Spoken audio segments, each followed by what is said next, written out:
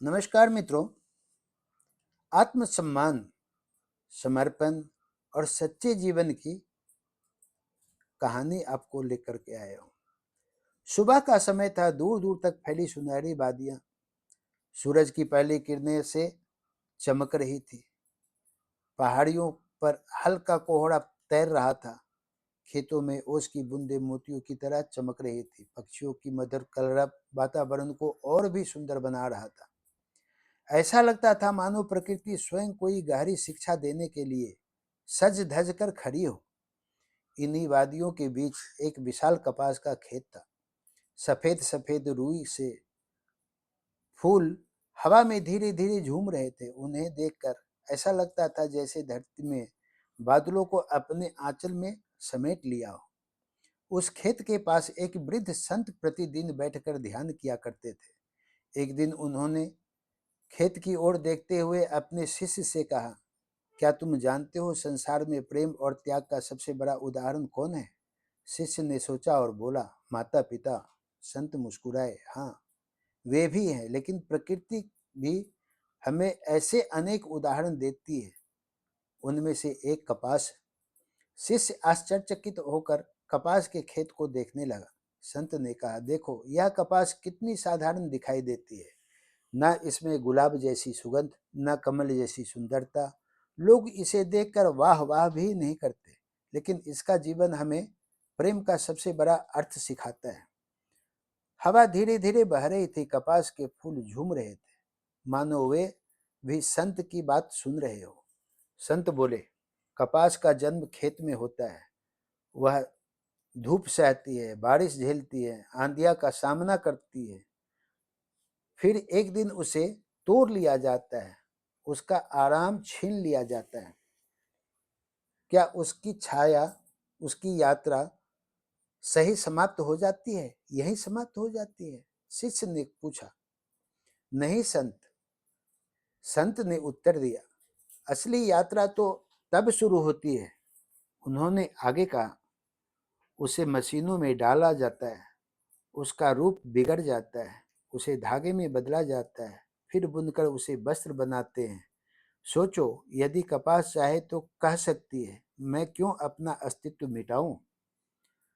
शिष्य ध्यान से सुन रहा था। संत ने कहा, लेकिन वह शिकायत नहीं करती, वह अपना सब कुछ त्याग देती है ताकि किसी और का जीवन सरल और सुरक्षित बन सके।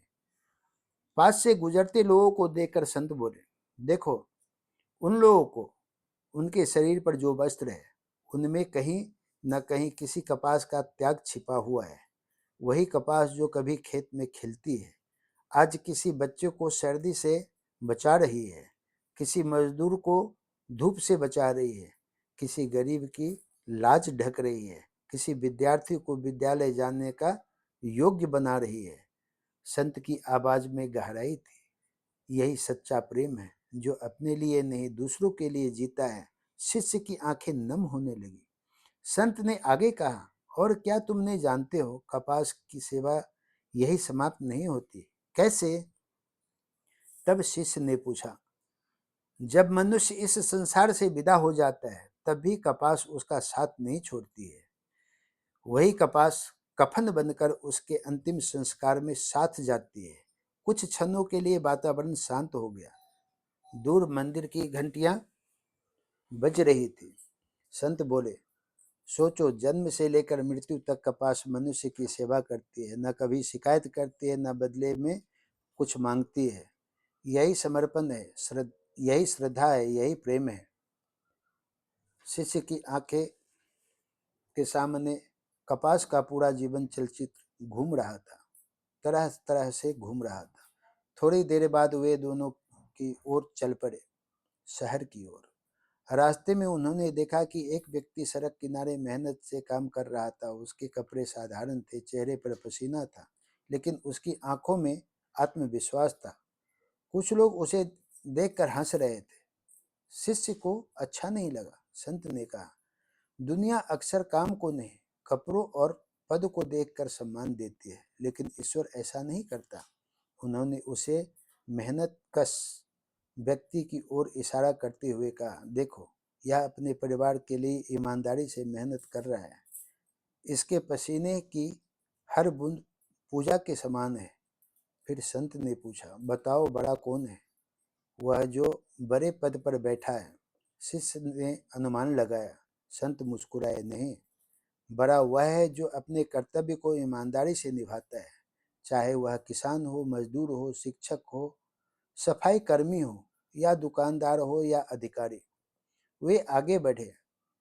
शहर की सुंदर गलियों में जीवन अपनी गति से चल रहा था। कहीं बच्चे खेल रहे थे, कहीं दुकानदार अपनी दुकानें खोल रहे थे, कहीं महिलाएं मंदिर जा रही थी। संत बोले, समाज का हर व्यक्ति महत्वपूर्ण है। यदि किसान न हो तो भोजन कहाँ से आएगा? यदि मजदूर न हो तो घर कौन बनाएगा? यदि सफाई कर्मी न हो तो शहर स्वच्छ कैसे रहेगा? यदि शिक्षक न हो तो ज्ञान कौन देगा?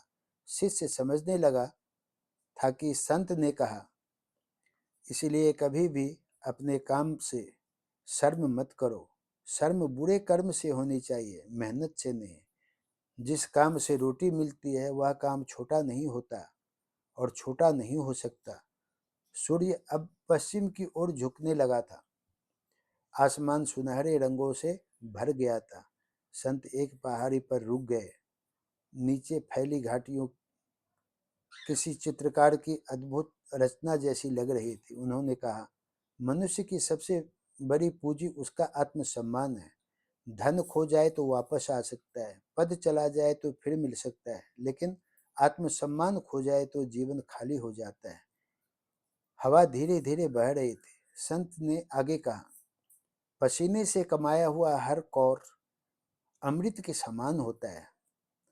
उसका स्वाद इसलिए अलग होता है क्योंकि उसमें आत्मसम्मान मिला होता है।